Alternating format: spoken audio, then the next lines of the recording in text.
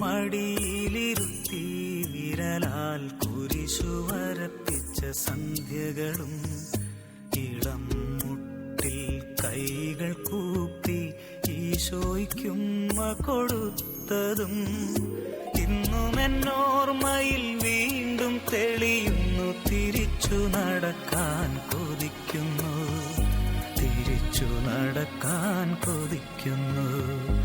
അമ്മ മടിയിലിരുത്തി വിരലാൽ കുരിശു വരപ്പിച്ച സന്ധ്യകളും ഇളം മുട്ടിൽ കൈകൾ കൂപ്പി ഈശോയ്ക്കുമ്മ കൊടുത്തതും ഇന്നും എന്നോർമ്മയിൽ വീണ്ടും തെളിയുന്നു. തിരിച്ചു നടക്കാൻ കൊതിക്കുന്നു, തിരിച്ചു നടക്കാൻ കൊതിക്കുന്നു.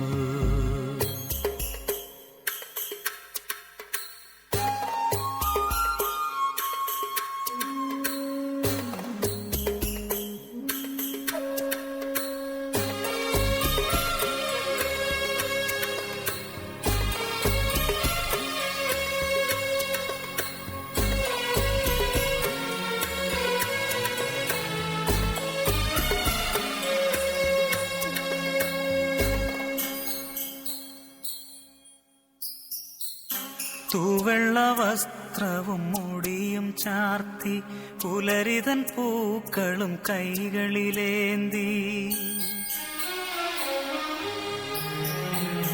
തൂവെള്ള വസ്ത്രവും മുടിയും ചാർത്തി പുലരിതൻ പൂക്കളും കൈകളിലേന്തി അൾത്താര മുന്നിൽ കൈകുപ്പി നിന്ന് ആദ്യ കുർബാന തന്നോർമ്മകളും പച്ചകടാതെ മനസ്സിൽ നിറയുമ്പോൾ തിരിച്ചു നടക്കാൻ കൊതിക്കുന്നു, തിരിച്ചു നടക്കാൻ കൊതിക്കുന്നു. പ്രിയപ്പെട്ടവരെ, വളരെ ആദരപൂർവ്വം സ്നേഹപൂർവ്വം ഈ വചനം കേൾക്കുന്ന എല്ലാവരെയും ഞാൻ മദർ ഹോം ധ്യാന കേന്ദ്രത്തിൽ നിന്ന് അഭിവാദനം അർപ്പിക്കുന്നു. നിങ്ങൾക്കും നിങ്ങളുടെ കുടുംബത്തിലും നിങ്ങളുടെ വ്യക്തിപരമായ പ്രവർത്തന മേഖലകളിലെല്ലാം സന്തോഷവും സമാധാനം ഉണ്ടാകട്ടെ എന്ന് ആദരപൂർവ്വം ഞാൻ ആഗ്രഹിക്കുന്നു, പ്രാർത്ഥിക്കുന്നു. ഹല്ലേലൂയ. പ്രിയപ്പെട്ടവരെ, നമ്മുടെ ജീവിതത്തിൽ നമ്മൾ അനുഭവിക്കുന്ന പ്രധാനപ്പെട്ട യാഥാർത്ഥ്യങ്ങളിലൊന്ന്, ഒത്തിരി പേര് നമ്മുടെ ജീവിതത്തിൽ ദുരന്തങ്ങൾ ഉണ്ടാകും, ദുരന്തങ്ങൾ തരും.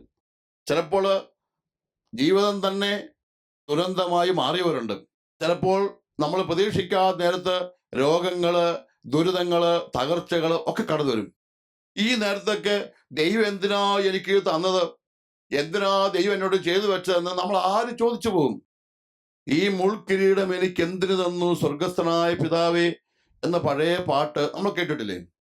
അതായത് ജീവിതത്തിലെ ചില ദുരന്തങ്ങളുടെ മുമ്പിൽ അറിയാണ്ട് വിധിപ്പിപ്പോവും, കരഞ്ഞു പോവും. ഇങ്ങനെയുള്ള ആളുകൾക്ക് ഈ ദുരന്തങ്ങളൊക്കെ എങ്ങനെ സഹിക്കാനാവും, എങ്ങനെ ക്ഷമിക്കാനാവും? പ്രിയപ്പെട്ടവരെ, ഇത് ക്ഷമിക്കണമെങ്കിലും സഹിക്കണമെങ്കിലും എന്തോരം ഉപദേശം പറഞ്ഞാലും, ആരൊക്കെ നിങ്ങളുടെ അടുത്തിരുന്ന് തൊട്ട് തലോടിയാലും ഇത് ക്ഷമിക്കാൻ പറ്റില്ല, ഇത് മറക്കാൻ പറ്റില്ല. മറിച്ച് ദൈവത്തിന്റെ ഒരു സ്പർശം നിങ്ങൾ കിട്ടണം. ഈ ദൈവത്തിന്റെ സ്പർശനമാണ് ആത്മീയ വിശ്വാസം. എങ്കില് ലൂക്കാസ് വിശേഷത്തിന്റെ 17-ാമത്തെ അധ്യായത്തില് ഞങ്ങളുടെ വിശ്വാസം വർദ്ധിപ്പിക്കണമേ എന്ന് ശിഷ്യൻ പ്രാർത്ഥിച്ചപ്പോൾ അവരെന്താ പ്രാർത്ഥിച്ചത്? കർത്താവെ, എൻ്റെ ഉള്ളിലൊരു ബോധ്യം നൽകണം കർത്താവെ. എന്ത് ബോധ്യം? നീ അറിയാതെയോ അനുവദിക്കാതെയോ ഒന്നും സംഭവിക്കുന്നില്ല എന്ന് ബോധ്യം നൽകണം. പ്രിയപ്പെട്ടവരെ, ജീവിതത്തിലുണ്ടാകുന്ന ദുരിതങ്ങളും തകർച്ചകളും നൊമ്പരങ്ങളും ഒക്കെ നിങ്ങൾക്ക് ക്ഷമിക്കാനും സഹിക്കാനും സാധിക്കണമെങ്കിലും നിങ്ങളുടെ ഉള്ളിലുണ്ടാകേണ്ട വളരെ പ്രധാനപ്പെട്ട ബോധ്യത്തെക്കുറിച്ചാണ് ഞാൻ നിങ്ങളോട് പങ്കുവെക്കുന്നത്. അത് ഇതാണ്: ദൈവം അറിയാതെ ഒന്നും സംഭവിച്ചിട്ടില്ല, ദൈവം അനുവദിക്കാതെ ഒന്നും സംഭവിച്ചിട്ടില്ല. ഇംഗ്ലീഷ് ഭാഷ പറഞ്ഞു വെക്കുന്ന വാക്കില്ലേ, ഗോഡ് നെവർ ഫെയിൽസ്. ദൈവത്തിനോട് തെറ്റും പറ്റിയിട്ടില്ല. നമുക്ക് ചിലപ്പോൾ മനസ്സിലാക്കാൻ വിഷമം കഴിക്കണം, മനസ്സിലാക്കാൻ പറ്റുന്നില്ലായിരിക്കാം. എന്തുകൊണ്ട് ഇങ്ങനെ സംഭവിച്ചു എന്നൊക്കെ ചിലപ്പോൾ മാനുഷിക രീതിയിൽ ഉത്തരവില്ല. മറിച്ച് ദൈവമേ, ഇത് നിന്റെ പദ്ധതിയാണ് എന്ന് വിശ്വസിക്കാൻ സാധിച്ചാൽ മാത്രമേ അതെല്ലാം നമുക്ക് സഹിക്കാൻ പറ്റുള്ളൂ, ക്ഷമിക്കാൻ പറ്റുള്ളൂ. ചിലപ്പോൾ ജീവിതത്തിൽ എല്ലാ മാനുഷികമായ വാക്കുകൾക്കും ചോദ്യങ്ങൾക്കും അപ്പുറത്ത് ചില ദുരന്തങ്ങളിലൂടെ കടന്നു പോകുന്ന വ്യക്തികളുണ്ട്. എന്തുകൊണ്ട് ഇങ്ങനെ സംഭവിച്ചു എന്ന് ചോദിച്ചാൽ എന്തെല്ലാം പറഞ്ഞ ഉത്തരവായില്ല. മറിച്ച് പ്രിയപ്പെട്ടവരെ, തമ്പുരാൻ അവരുടെ ഉള്ളിൽ ബോധ്യം കൊടുക്കണമെന്ത് ഇത് ദൈവത്തിന്റെ പദ്ധതിയാണ്. ഇത് നിനക്ക് എവിടെ വെച്ചെങ്കിലും മനസ്സിൽ നിറഞ്ഞു കിട്ടുന്ന ബോധ്യമായി മാറിയാലേ എല്ലാ ദുരന്തങ്ങളെയും ഏറ്റുവാങ്ങാൻ സാധിക്കുകയുള്ളൂ. ജീവിതത്തില് ചില വിഷമങ്ങള് പ്രയാസങ്ങളൊക്കെ മറ്റുള്ളവർ തരും. ചിലപ്പോഴൊക്കെ ചില ദുരന്തങ്ങൾ സംഭവിക്കും. ഈ ദുരന്തങ്ങൾക്ക് മുമ്പിൽ എല്ലാ ഉത്തരങ്ങളും ഇല്ലാതായി തരും. അപ്പോഴ് മനസ്സില് ഇത് ദൈവത്തിന്റെ പദ്ധതിയാണെന്ന് വിശ്വസിക്കാൻ സാധിച്ചാൽ പ്രിയപ്പെട്ടവരെ, നിങ്ങൾക്കെല്ലാം ക്ഷമിക്കാനും സഹിക്കാനും സാധിക്കും. ഹല്ലേലൂയ. അതുകൊണ്ട് നിങ്ങളോട് ഞാൻ പങ്കുവയ്ക്കാം, നിങ്ങളുടെ ഉള്ളിൽ ഉണ്ടാകേണ്ട വളരെ സുപ്രധാനമായ ഒരു ബോധ്യമാണ്, വിശ്വാസമാണിത്. എന്ത്? എന്റെ ദൈവം അറിയാതെയോ അനുവദിക്കാതെയോ എന്റെ ജീവിതത്തിൽ ഒന്നും സംഭവിക്കുന്നില്ല.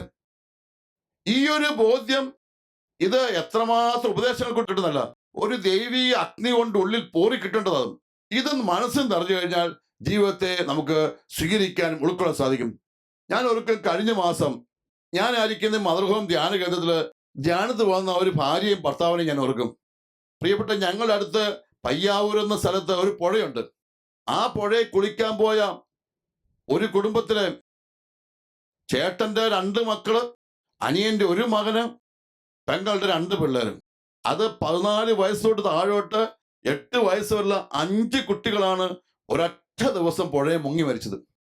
ഈ വേനൽ അവധിക്ക് സ്കൂൾ വിട്ടപ്പോൾ ഇവര് 3 പേരും കൂടെ ഒന്നിച്ച് വന്ന വീട്ടില്, തറവാട്ടിൽ വന്ന തൊട്ടടുത്ത പുഴയില് ഇവര് കുളിക്കാൻ വേണ്ടി പോയതാ. പല പ്രാവശ്യം പോയ പുഴ. ഈ പുഴയിൽ പോയപ്പോൾ ഏതോ കയത്തില് പെട്ട് ഈ കുഞ്ഞുങ്ങൾ 5 പേര് മരിച്ചു. 3 വീട്ടിലെ 5 മക്കൾ, ഒരു വീട്ടിലെ 2 പേര്, വേറെ വീട്ടിലെ ഒരാള്, വേറെ വീട്ടിലെ 2 പേര്. ഈ മാതാപിതാക്കളെ കാണാൻ വേണ്ടി ഞാൻ പോയി.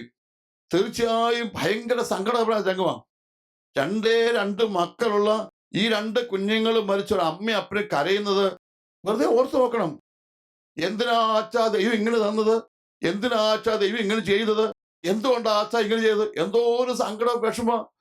നമ്മൾ അടുത്തിരുന്ന് ഇതെല്ലാം കേൾക്കാൻ, വെറുതെ കയ്യിലൊക്കെ തടവിക്കൊണ്ട് വെറുതെ അടുത്തിരിക്കാനില്ലാതെ വേറെ എന്ത് പറയാൻ പറ്റും?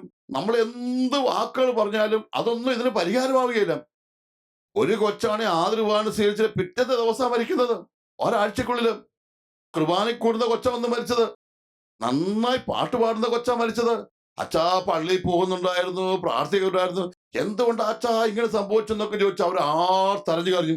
അവരെ കാണാൻ ചെന്നപ്പോൾ ഞാൻ അവരോട് പറഞ്ഞു, കാര്യം നിങ്ങളൊരു ധ്യാനത്തിന് വാ. നിങ്ങളോട് ഞാൻ എന്തെല്ലാം മാനുഷിക രീതിയിൽ പറഞ്ഞാലും അതൊന്നും പൂർണ്ണമാവുകയില്ല. നിങ്ങൾ വാ, നമുക്ക് ഒന്നിച്ച് പ്രാർത്ഥിക്കാം. നിങ്ങൾ ഒന്ന് ശാന്തമാകാൻ വേണ്ടി വാ.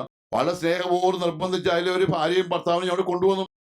മറ്റുള്ളവർക്ക് വരാനുള്ള മാനസിക ഒരുക്കം പോലും അല്ല, പിന്നെ വരും. അവര് വന്നപ്പോൾ അവരെ സ്നേഹപൂർവ്വം ധ്യാനത്തൊക്കെ ഇരുത്തി.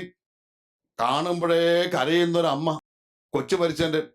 പക്ഷെ ഞാൻ ആ മകളെയും മകനെയും ഒക്കെ ധ്യാന സന്തോഷത്തിൽ ഇരുത്തി നല്ല ആരാധനയിൽ കൂടാൻ പറഞ്ഞു, വചനം കേൾക്കാൻ പറഞ്ഞു, എല്ലാത്തിനും പങ്കുചേരാൻ പറഞ്ഞു. അതൊക്കെ അവിടെ ചെന്ന് എപ്പോഴും ഈ കൊച്ചിനെ കുറിച്ച് ഓർത്തും കൊച്ചിനെ കുറിച്ച് ചിന്തിച്ചു കരയുന്ന മനസ്സൊന്ന് മാറട്ടെ. പാട്ട് കേട്ട് വചനം കേട്ട് ആരാധന പങ്കുചേർന്ന് കൗൺസിലിംഗിൽ പോയി കുംഭസാരത്തൊക്കെ ഒരു നല്ല ധ്യാനാനുഭവത്തിലേക്കും എത്തിച്ചു. ധ്യാനം കഴിഞ്ഞ് ഞാനിങ്ങനെ ചിന്തിച്ചു, ഇവരെങ്ങനെ ആയിരിക്കും ഇത് പ്രതികരിച്ചിട്ടുണ്ടാവുക? ധ്യാനം കഴിഞ്ഞ അവസാന ദിവസം ഇവർ 2 പേരെയും വിളിച്ച് സംസാരിച്ചപ്പോൾ എനിക്ക് അത്ഭുതം തോന്നിപ്പോയി.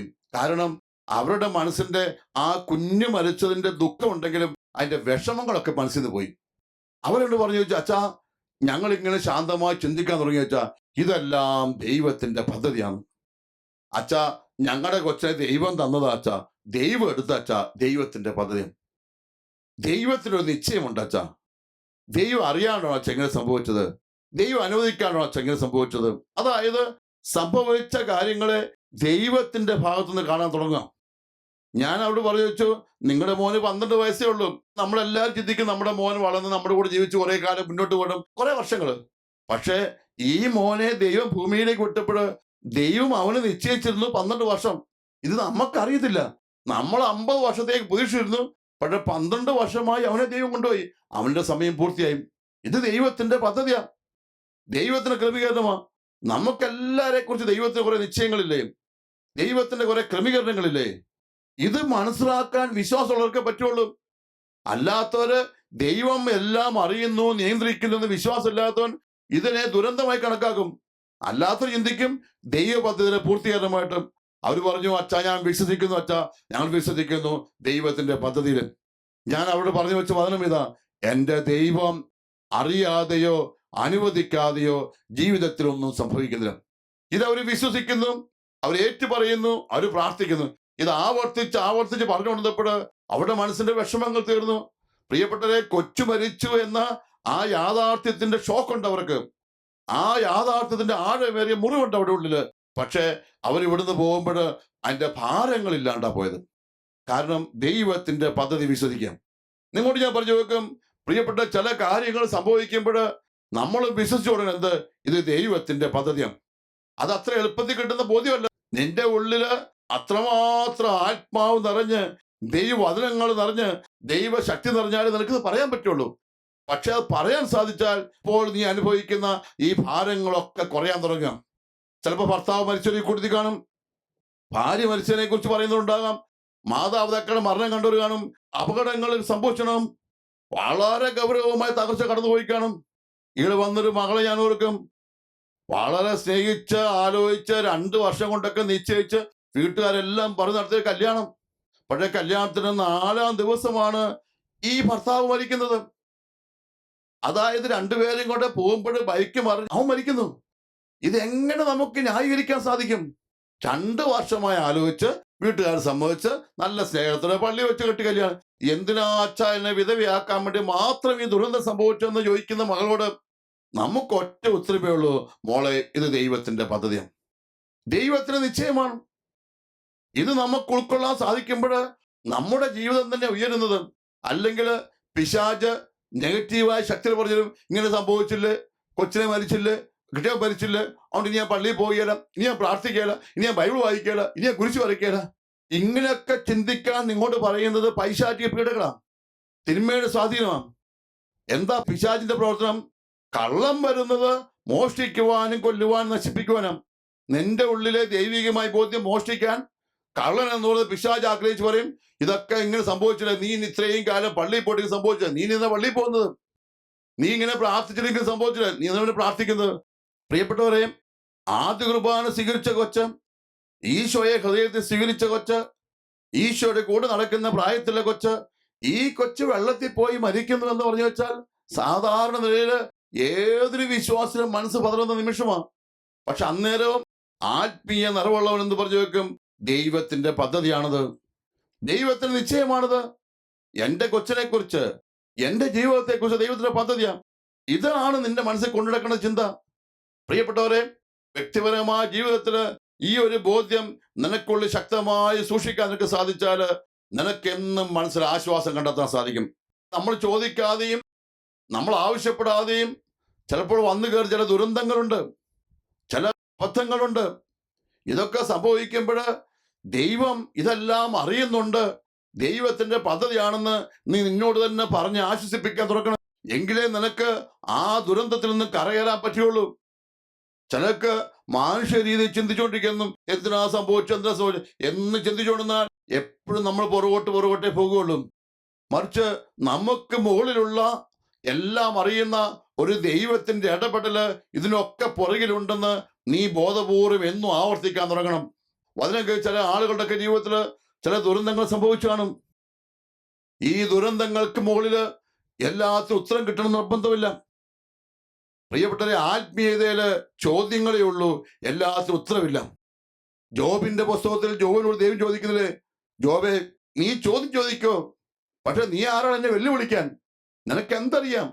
ഈ പ്രപഞ്ചത്തെ കുറിച്ച് എന്തറിയാം? സർവ്വചരാചരങ്ങളെ കുറിച്ച് എന്തറിയാം? ദൈവത്തിന്റെ പദ്ധതിയെ കുറിച്ച് എന്തറിയാം? പ്രിയപ്പെട്ടവർ, നമ്മളൊക്കെ എത്രയോ അല്പജ്ഞാനികളാണ്, നമ്മളെത്രയോ ശുഷ്കരാണ്, നമ്മളെത്രയോ ബലഹീനരാണ് എന്നാണ് നമ്മൾ മനസ്സിലാക്കേണ്ടത്. എല്ലാം നിയന്ത്രിക്കാനോ എല്ലാം നമ്മുടെ പ്ലാൻ അനുസരിച്ച് വിടാനോ നമ്മളെ കൊണ്ട് പറ്റുമോ? ഇല്ല. എങ്കില് നമ്മുടെ ജീവിതത്തില് ഈ ബോധ്യം ആഴത്തിൽ നിറഞ്ഞു നിൽക്കാൻ പഠിപ്പിക്കണം. നിങ്ങളോട് തന്നെ പറഞ്ഞു വെക്കേണ്ടതും നമ്മുടെ തലമുറയോട് വിശ്വാസത്തെ പറഞ്ഞു വെക്കേണ്ടതും ദൈവത്തിന്റെ പദ്ധതിയാണെല്ലാം. എന്റെ ദൈവം അറിയാതെയോ അനുവദിക്കാതെയോ ഒന്നും സംഭവിക്കുന്നില്ല. എന്റെ വ്യക്തിപരമായ ജീവിതത്തില് ഏറ്റവും നിറഞ്ഞുകൊണ്ട് നടക്കുന്ന ബോധ്യങ്ങളൊന്നും ഇതാണ് പ്രിയപ്പെട്ടവരെ. ജീവിതത്തിൽ ഒരുപാട് ദുരന്തങ്ങളിലൂടെയും ഒരുപാട് തകർച്ചകളിലൂടെയും ഒരുപാട് വിഷമങ്ങൾ കടന്നു പോയിട്ടുണ്ട്. പക്ഷേ എന്തിനാ അങ്ങനെ സംഭവിച്ചു എന്നൊക്കെ അന്ന് അറിഞ്ഞിട്ടുണ്ടാകും. പക്ഷെ അല്പസമയം കഴിയുമ്പോൾ ഞാൻ ചിന്തിക്കും, എത്ര ഭംഗിയായിട്ടാ ദൈവം അതെല്ലാം ക്രമീകരിച്ചത്. കാരണം ദൈവത്തിന്റെ പദ്ധതിയായിരുന്നു. അങ്ങനെ സംഭവിക്കണം എന്നുള്ളത് ദൈവത്തിന്റെ ക്രമീകരണമായിരുന്നു. ആ ഒരു വിശ്വാസം മനസ്സിൽ ആഴപ്പെട്ട് കഴിഞ്ഞാൽ പിന്നെ നമുക്ക് പരാതിയില്ല. ജീവിതത്തിൽ കഴിഞ്ഞു പോയ ഒരു സംഭവത്തെക്കുറിച്ചും അമിതമായ ദുഃഖമില്ല. ഞാൻ എന്നോട് തന്നെ പറഞ്ഞു വെക്കും, കഴിഞ്ഞ കാലഘട്ടത്തിൽ സംഭവിച്ച ഒരു കാര്യത്തെക്കുറിച്ചും അമിതമായ ദുഃഖങ്ങളില്ല. അമ്മ മരിച്ചിട്ടുണ്ട്, അപ്പം മരിച്ചിട്ടുണ്ട്, പരീക്ഷയ്ക്ക് തോറ്റിട്ടുണ്ട്, ചില തിന്മകളിൽ പെട്ടിട്ടുണ്ട്, ചില ആരോപണങ്ങൾ ഉണ്ടായിട്ടുണ്ട്, ചിലപ്പോഴൊക്കെ ക്രൂരമായി പീഡിപ്പിക്കപ്പെട്ടിട്ടുണ്ട്, ചിലപ്പോഴൊക്കെ ചെയ്യാത്ത തെറ്റിന് വേണ്ടി ഒരുപാട് വേദനകൾ കേട്ട് വന്നിട്ടുണ്ട്. ഇങ്ങനെയൊക്കെ സംഭവിക്കുമ്പോഴും എന്തിനാ ദൈവമേ ഞാൻ പള്ളിയിൽ പോകുന്നല്ലേ, ഞാൻ പ്രാർത്ഥിക്കുന്നത് എന്തിനാ ദൈവമേ ഇതൊക്കെ എനിക്ക് നീ തന്നത് എന്ന് ഞാൻ 1000 വട്ടം ചോദിച്ചു വെച്ച നിമിഷങ്ങളുണ്ടായിട്ടുണ്ട്. പക്ഷെ അല്പസമയം കഴിയുമ്പോൾ ഞാൻ ചിന്തിക്കാൻ തുടങ്ങും, ഇത് ദൈവത്തിന്റെ ക്രമീകരണം. എന്റെ ജീവിതത്തിൽ ഇങ്ങനെ സംഭവിക്കണമെന്ന് ദൈവം നിശ്ചയിച്ചു. ആ നിശ്ചയത്തിന് ഞാൻ വിധേയപ്പെടുക. പ്രിയപ്പെട്ടവരെ, നമുക്കറിയാം ലൂക്കാസ് സുവിശേഷം 24-ാമത്തെ അധ്യായത്തില് എമ്മാവുസിലെ പോയി ശിഷ്യന്മാർ ഈശോ ചോദിക്കുന്ന ചോദ്യമില്ലേ, ക്രിസ്തു ഇതെല്ലാം സഹിച്ച് മഹത്വത്തിലേക്ക് പ്രവേശിക്കേണ്ടിയിരുന്നില്ലേ എന്നും. അതായത് യേശു ക്രിസ്തുവിനെ ഭൂമിയിലേക്ക് അയക്കുമ്പോൾ പിതാവായ ദൈവത്തിന്റെ പദ്ധതിയിലെ ഭാഗമാണ് ഈശോയുടെ പീഡാനുഭവവും മരണവും ഒക്കെ. ഇത് മനസ്സിലാക്കാൻ പറ്റാത്ത ശിഷ്യന്മാരെ വിചാരിച്ചത് ഇത് ദുരന്തമാണെന്ന്. അതുകൊണ്ടാ അവര് കരയുകയും പെറുപെറുക്കുകയും ജെറുസലേം വിട്ടു പോവുകയും ചെയ്തത്. മറിച്ച് ദൈവത്തിന്റെ ആത്മാവ് എന്താ അവിടെ പറയിപ്പിച്ചത്, കൂടെ നടക്കുന്ന കർത്താവ് എന്താ അവിടെ പറഞ്ഞു വെച്ചത്, ഇതെല്ലാം ദൈവ പദ്ധതിയാണ്. എങ്കില് നമ്മുടെ ഒക്കെ ജീവിതത്തെക്കുറിച്ച് ചിന്തിക്കണം. സംഭവിക്കുന്ന ഒരു കാര്യങ്ങളും അവിചാരിതമായി സംഭവിക്കുന്നല്ല. ജീവിതത്തിൽ സംഭവിക്കുന്ന ഒരു ദുരന്തവും ആക്സിഡന്റൽ അല്ല, ആകസ്മികമായി സംഭവിക്കുന്നല്ല. മറിച്ച് ഇതെല്ലാം ദൈവത്തിന് ക്രമീകരണം. എങ്കില് നിങ്ങളുടെ പ്രായോ ജീവിതത്തിൽ നിങ്ങൾ ചിന്തിക്കണം. വചനം കേൾക്കുന്ന ഭാര്യയോടും ഭർത്താവോടും ഞാൻ പറഞ്ഞു വെക്കും, മോനെ മോളെ, നിങ്ങൾ ഒന്നിച്ചതും ദൈവത്തിന്റെ പദ്ധതിയാണ്. അറേഞ്ച്ഡ് കല്യാണമോ അല്ലെ എങ്ങനെയെങ്കിലും കണ്ടുമുട്ടിയതൊക്കെ ആയിരിക്കാം, പക്ഷെ അതിനൊക്കെ പുറകില് ദൈവത്തിന്റെ ക്രമീകരണമുണ്ട്. ദൈവ പദ്ധതിക്കനുസരിച്ച് നടക്കാൻ വേണ്ടിയുള്ള ദൈവ ക്രമീകരണം അത്. ചിലപ്പോൾ നിങ്ങൾ വിചാരിക്കും, എന്തുകൊണ്ട് നിങ്ങൾക്ക് ഒരു ബുദ്ധി വഴിയിലുള്ള കൊച്ചുണ്ടായി, എന്തുകൊണ്ട് ശാരീരിക വഴിയിലുള്ള കൊച്ചുണ്ടായി, അല്ലെങ്കിൽ മാനസിക വിഭ്രാന്തിയുള്ള കൊച്ചുണ്ടായി. നമ്മളൊക്കെ ആഗ്രഹിക്കും നല്ല കാര്യങ്ങളൊക്കെ, പക്ഷേ എല്ലാം നല്ല കാര്യങ്ങളും മാത്രമല്ല ദൈവ പദ്ധതിയില്. മറിച്ച് ഈ തന്നതും ഇത് ക്രമീകരിച്ച ദൈവ പദ്ധതിയാണ്. ഇതാണ് ഞാൻ വിശ്വസിക്കേണ്ടത്. ഈ കൊച്ചിനെ തന്ന ദൈവമാണ്, ഈ മദ്യപാനിയെ ഭർത്താവിനെ തന്ന ദൈവമാണ്, ഈ മാനസിക രോഗിയുടെ ഭാര്യയെ തന്ന ദൈവമാണ്, ഈ അവസ്ഥ തന്ന ദൈവമാണ്. ഇത് വിശ്വസിച്ചു കഴിഞ്ഞാല് എനിക്കത് ശാന്തമായി ഉൾക്കൊണ്ട് മുന്നോട്ട് പോകാൻ സാധിക്കുകയുള്ളൂ. അല്ലെങ്കിൽ എന്നും പരാതിയായിരിക്കും, എന്നും പരിഭവമായിരിക്കും, എന്നും നമ്മളെ ശ്രമിക്കാൻ തുടങ്ങും. മറിച്ച് എല്ലാം ദൈവത്തിന്റെ പദ്ധതിയാണ്. എന്റെ ദൈവം അറിയാതെയോ അനുവദിക്കാതെയോ ഒന്നും സംഭവിച്ചില്ല എന്ന് പ്രിയപ്പെട്ട മകനെയും മകളെ നീ വിശ്വസിക്കാൻ തുടങ്ങണം. ജീവിതത്തിൽ സംഭവിച്ച എല്ലാ കാര്യങ്ങളുടെ മുമ്പിലും വിശ്വസിക്കണം. ഞാൻ കണ്ടിട്ടുണ്ട്, ചിലപ്പോൾ ചില അച്ഛന്മാർ പോലും പറയും, എന്നെ എന്തിനാ ഈ ഇടവയെ കൊണ്ടുവിട്ടത്. ചിലപ്പോൾ ചില സിസ്റ്റർമാർ പോലും പറയും, എന്നെ എന്തിനാ മഠത്തിലേക്ക് വിട്ടത്, അല്ലെ എന്നെ എന്തിനാ പഠിക്കാൻ വിട്ടത്, എന്നെ എന്തിനാ ജോലിക്ക് വിട്ടത്, എന്നെ എന്തിനാ മിഷന് വിട്ടത്. എനിക്കൊന്നും വേണ്ടാഞ്ഞു. നമ്മുടെ പദ്ധതികൾക്കും നമ്മുടെ ആഗ്രഹങ്ങൾക്കും നമ്മുടെ നിശ്ചയങ്ങൾക്കും വിരുദ്ധമായതുപോലെ സംഭവിക്കും. അങ്ങനെ സംഭവിക്കുമ്പോഴും പറയണം, ദൈവം എന്തോ ആഗ്രഹിക്കുന്നുണ്ട്, ദൈവത്തിന്റെ നിശ്ചയമാണത്. കഴിഞ്ഞ വർഷങ്ങളിൽ നമ്മുടെ ഇന്ത്യൻ ശാസ്ത്രജ്ഞന്മാര് ഉപഗ്രഹങ്ങളൊക്കെ അയക്കുന്ന രംഗം ടിവിയിലൂടെ വന്ന് ശ്രദ്ധിച്ചു. ചന്ദ്രയാൻ മംഗളയാനൊക്കെ അയക്കുകയാണ്. അവര് പ്ലാൻ ചെയ്ത് ഈ റോക്കറ്റ് വെച്ച് അതിന്റെ തുമ്പത്ത് ഉപഗ്രഹം വെച്ച് തന്നെ അയക്കുക, കത്തിച്ചയച്ചു. ആകാശത്തേക്ക് പൊങ്ങിപ്പം കുറെ കഴിഞ്ഞ പിന്നെ കാണുകയല്ല. പിന്നെ ഈ ശാസ്ത്രജ്ഞന്മാർ എവിടെയാണ് നോക്കുന്നത്? അവർ കമ്പ്യൂട്ടറിന്റെ മോണിറ്ററിൽ നോക്കിക്കൊണ്ടിരിക്കുന്നത്. അവർ കൃത്യമായി വരച്ച് വെച്ച രേഖയുണ്ട്, അതിലൂടെയാണ് അത് പോകുന്നത് നോക്കുന്നത്. അത് കൃത്യമായി പോയി എത്തിക്കഴിയുമ്പോൾ അവർ പറയും വിജയിച്ചു, ഭ്രമണപഥത്തിലെത്തി. പ്രിയപ്പെട്ടവരെ, നമ്മളെല്ലാരും പോകേണ്ട ഒരു വഴിയൊക്കെ ദൈവം ഇങ്ങനെ ക്രമീകരിച്ചു വെച്ചിട്ടുണ്ട്. അതിലൂടെ പോകണമെന്ന ദൈവത്തിന്റെ പദ്ധതി. ഇത് അല്പജ്ഞാനിയായ നമുക്കത് മനസ്സിലാവില്ല. നമ്മുടെ ഹ്രസ്വ ദൃഷ്ടിയില്, നമ്മുടെ അല്പജ്ഞാനത്തില് നമുക്ക് കൊച്ചു കൊച്ചു വരകളെ അറിയത്തുള്ളൂ. നമുക്ക് കാണാവുന്ന കേൾക്കാവുന്ന കുറച്ചുള്ളൂ. ഇതിനപ്പുറത്താണ് ദൈവത്തിന്റെ പദ്ധതികൾ. ആ പദ്ധതികൾക്കനുസരിച്ചാണ് മുന്നോട്ട് പോകേണ്ടത്. അങ്ങനെ പോയാലേ ഈ ഉപഗ്രഹവും ഈ റോക്കറ്റും ഈ വിക്ഷേപണവും ഒക്കെ വിജയിച്ചു എന്ന് പറയാൻ പറ്റുള്ളൂ. ഇതുപോലെ നിങ്ങളുടെ ജീവിതത്തില് ചില സംഭവങ്ങൾ നിങ്ങൾക്ക് അറിയത്തില്ല, പക്ഷേ എല്ലാം അറിയുന്ന തമ്പുരാൻ ഇത് കൃത്യമായി ക്രമീകരിച്ചു വച്ചിരിക്കുകയാണ്. ഈ ഒരു വിശ്വാസം, ഈ ഒരു ബോധ്യം നിങ്ങളുടെ ഉള്ളിലേക്ക് കടന്നു വരണം. ഇന്നുള്ള ഏത് അവസ്ഥയിലായിരിക്കും, ചിലപ്പോൾ നിങ്ങളത് ക്യാൻസർ രോഗിയായിരിക്കാം. സംഭവിക്കുന്ന എല്ലാ കാര്യങ്ങളും ദൈവ പദ്ധതിയാണ്. ദൈവമേ, നീ തരുന്നതെല്ലാം നിറഞ്ഞ മനസ്സോടെ സ്വീകരിക്കാൻ എനിക്ക് വിശ്വാസം തരണമേ എന്ന് പ്രാർത്ഥിക്കും. സംഭവിക്കുന്ന എല്ലാ കാര്യങ്ങളും ദൈവത്തിന്റെ പദ്ധതിയാന്ന് വിശ്വാസം നമുക്ക് കിട്ടിയാൽ മതി. അതുകൊണ്ടാ കർത്താവെ, എല്ലാവരോടും ക്ഷമിക്കാനും ഈ ദുരന്തങ്ങൾ സഹിക്കാനും ഒക്കെ എനിക്ക് ശക്തി തരാൻ വേണ്ടിയാ എൻ്റെ വിശ്വാസം വർദ്ധിപ്പിക്കണമേ എന്ന് ഞാൻ പ്രാർത്ഥിക്കുന്നു. കൃപാനിധിയായ കർത്താവെ, ഞങ്ങളുടെ ജീവിതത്തിൽ സംഭവിക്കുന്ന എല്ലാ കാര്യങ്ങളും നിന്റെ പദ്ധതിയാണെന്ന് ഞാൻ ഏറ്റുപറയുന്നു. ഞങ്ങൾക്ക് മാനുഷിക രീതിയിൽ മനസ്സിലാക്കുവാനോ അംഗീകരിക്കാനോ സാധിക്കുന്നില്ലെങ്കിലും ഇതെല്ലാം നീ തന്നതാണ്. എല്ലാം നിയന്ത്രിക്കുന്ന നിന്റെ കരങ്ങളിലേക്ക് എൻ്റെ ജീവിതത്തെ ഞാൻ സമർപ്പിക്കുന്നു. എൻ്റെ ദൈവം അറിയാതെയോ അനുവദിക്കാതെയോ ഒന്നും സംഭവിക്കുന്നില്ല എന്ന് വിശ്വസിക്കാൻ എൻ്റെ മനസ്സ് ശക്തിപ്പെടുത്തണമേ. ഇന്ന് ഞാൻ അനുഭവിക്കുന്ന എല്ലാ ദുരന്തങ്ങളും തകർച്ചകളും എൻ്റെ പ്ലാനുകൾക്കും എൻ്റെ ചിന്തകൾക്ക് അപ്പുറത്താണെങ്കിൽ പോലും കർത്താവെ, ഞാനതൊക്കെ ഏറ്റെടുക്കുന്നു. നീ തന്നതാണെന്ന് വിശ്വാസത്തോടെ അതിനെ ഓർത്തെല്ലാം നന്ദി പറയുന്നു. ഹല്ലേലൂയ, ഹല്ലേലൂയ, ഹല്ലേലൂയ. എൻ്റെ ഉള്ളിലെ വിശ്വാസം ബോധ്യങ്ങളെ വളർത്തണമേ കർത്താവെ. ഞാൻ നിന്നിൽ ആശ്രയിക്കുന്നു, നിന്നിൽ ഞാൻ സമർപ്പിക്കുന്നു.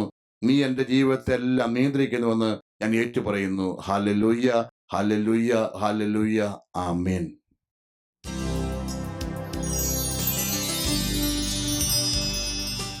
സ്വർഗത്തിൽ നിന്നാഗതമാം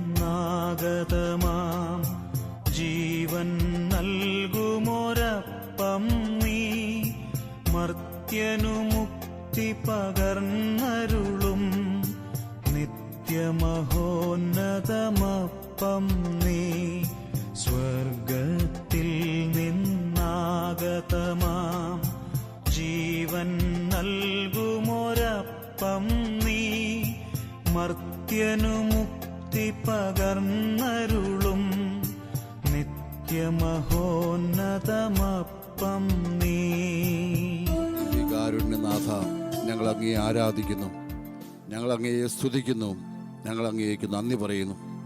ഈ അൾത്താരയിൽ അങ്ങ് ഇവിടെ ഞങ്ങളുടെ കൂടെ ഉണ്ടെന്ന് ഞങ്ങൾ വിശ്വസിക്കുന്നു. സ്തുതികളിൽ വസിക്കുന്ന കർത്താവെ, നിന്റെ തിരുനാമത്തിന് മുമ്പിൽ എല്ലാ ശക്തികളും മുട്ടുമടങ്ങുന്നുവെന്ന് വിശ്വസിക്കുന്നു. ഇന്ന് എൻ്റെ ജീവിതത്തെ അസ്വസ്ഥമാക്കുന്ന എല്ലാ പ്രശ്നങ്ങളെയും രോഗങ്ങളെയും ആകുലതകളെയും നിന്റെ മുമ്പിലേക്ക് ഞാൻ സമർപ്പിക്കുന്നു. എന്നെ ഭാരപ്പെടുത്തുന്ന എല്ലാ ദുഃഖങ്ങളും നൊമ്പരങ്ങളും ഇപ്പോൾ സമർപ്പിക്കുന്നു. ഈ വചനം കേൾക്കുന്ന, ഇവിടെ പ്രാർത്ഥിക്കുന്ന മുഴുവൻ ആളുകളുടെ മേലും അങ്ങ് ഭരണകർത്താവായിരിക്കണമേ. എല്ലാ തിന്മകളെയും അങ്ങ് ശാസിക്കണമേ. എല്ലാ തകർച്ചകളെയും അങ്ങ് ബന്ധിക്കണമേ. എല്ലാ അസ്വസ്ഥതകളെയും അങ്ങ് നീക്കണമേ. അങ്ങയുടെ വലിയ കാരുണ്യവും അങ്ങയുടെ വലിയ ശക്തിയും ഇപ്പോൾ ജനത്തിൻ്റെ മേൽ അങ്ങ് സംലഭ്യമാക്കണമേ. അങ്ങേ തൊട്ടവരും അങ്ങ് തൊട്ടവരും സുഖം പ്രാപിച്ചുവല്ലോ. ദിവ്യകാരുണ്യനാഥ, അങ്ങയുടെ ആത്മാവിൻ്റെ ശക്തിയാൽ എല്ലാവരെയും സ്പർശിക്കണമേ. ഇപ്പോൾ തന്നെ വേദനകളും രോഗങ്ങളും തകർച്ചകളും നൊമ്പരങ്ങളും മാറിപ്പോകട്ടെ. ഹല്ലേലൂയ, ഹല്ലേലൂയ, ഹല്ലേലൂയ, ഹല്ലേലൂയ. സ്തുതികളിൽ വസിക്കുന്ന കർത്താവേ, സ്തുതിയുടെ ആരംഭങ്ങളിൽ ഇറങ്ങി വരുന്ന കർത്താവേ, ഇപ്പോൾ ഈ നിമിഷ ദൈവശക്തി പ്രകടമാകട്ടെ. ഹല്ലേലൂയ, ഹല്ലേലൂയ, ഹല്ലേലൂയ. യേശുവേ സ്തുതി, യേശുവേ സ്തുതി, യേശുവേ സ്തുതി. ഹല്ലേലൂയ. ആത്മാവിൻ്റെ പുതിയ അഭിഷേകത്താൽ എല്ലാ രോഗങ്ങളും തകർച്ചകളും എല്ലാ വിഷമങ്ങളും മാറിപ്പോകട്ടെ. ഹല്ലേലൂയ, ഹല്ലേലൂയ, ഹല്ലേലൂയ, ഹല്ലേലൂയ, ഹല്ലേലൂയ, ഹല്ലേലൂയ, ഹല്ലേലൂയ.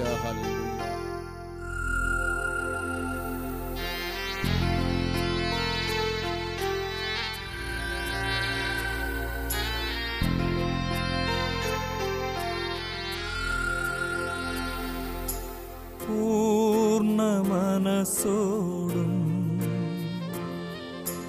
പൂർണ്ണ ഹൃദയമോടും പൂർണ്ണാത്മാവോടും ദൈവമേ നിന്നെ ഞാൻ സ്നേഹിക്കുന്നു. പൂർണ്ണ മനസ്സോടും പൂർണ്ണ ഹൃദയമോടും പൂർണ്ണാത്മാവോടും ദൈവമേ